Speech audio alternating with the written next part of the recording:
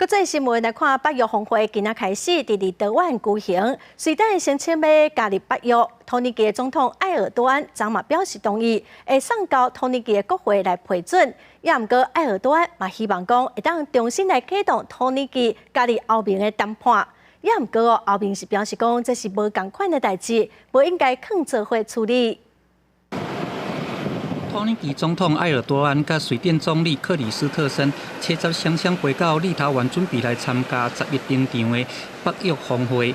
两个人赛后阁和北约秘书长斯托滕伯格来举行峰会进程的特别会议，针对瑞典加盟案做敲切。会后，斯托滕伯格对外宣布讲，埃尔多安已经同意把瑞典加盟案送到土国的国会来做批准定书。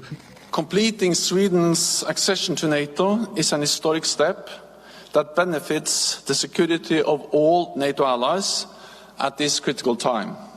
It makes us all stronger and safer. 纽约时报讲，土耳其国会当咧开议，预期到7月27结束。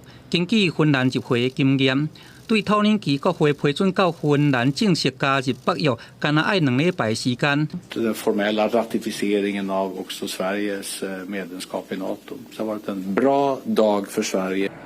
埃尔多安伫车10进前表示讲，土国若是同意瑞典加盟北约，嘛希望讲欧盟会当重启甲土国的加盟谈判，要甲双方加牵做伙。对这件代志，欧盟虽强调讲土耳其无应该甲两个加讲做伙，不过瑞典已经发表声明支持重启土耳其加入欧盟的谈判。公司新闻，景元庆编译。